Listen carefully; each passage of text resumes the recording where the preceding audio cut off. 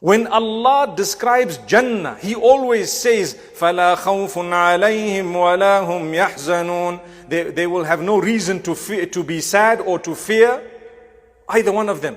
Why does Allah say, no fear, no sadness? Because it proves that in this world, there will be fear and there will be sadness. That's what it is. Sad about what? Sad because someone you didn't expect to do something to you, did that thing to you. You're sad. For example, things didn't go your way, you're sad. Well, I'm going to tell you something shortly. When Allah Almighty is worshipped alone and you understand He is in charge, your sadness goes away. Because you know, Allah did it, there must be some khair in this. There must be some goodness in this. I lost everything, there is goodness. I lost a limb, there is goodness. I lost my life, there is goodness. Allah wanted you to die at a certain point, the age of 26. For example, you're gone. That's not a bad thing. People who are left behind might think it's a bad thing. For as long as you got Jannah, Rabih al-Bay'a. The deal was profitable. Subhanallah. If Allah says, I take you away now, but I give you Jannah, go. It's worth the deal. Allahu Akbar. May Allah grant us ease. It's easy to say it, right? Wait until someone comes and says, let's go. It's not going to happen that way. But when Malakul Maut comes, when the angel of death comes, you can't tell him, 2 minutes, I'm coming. No, not at all. So khawf and huzn, these are two things. Like I said, Allah tells us in Jannah, there's no khawf, no huzn. There is no fear, there is no sadness.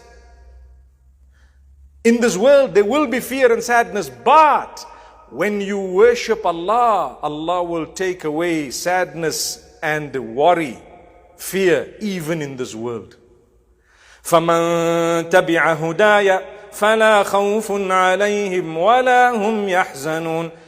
The term khawf and huzn have been repeated together 14 times in the Quran. Most of them, or 6 of them, are in Surah Al-Baqarah, where Allah says, if you follow the guidance we sent you, there will be no element of fear, no element of sadness.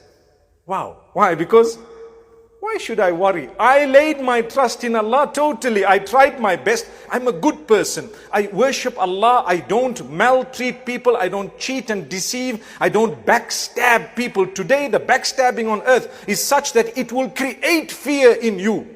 When you backstab someone and you harm someone thinking it will benefit you, in actual fact, it will create khawf and huzn in you, long term and short term.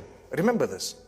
If you are suffering with fear and sadness, something is wrong in either your relationship with Allah or how you have treated the fellow creatures of Allah.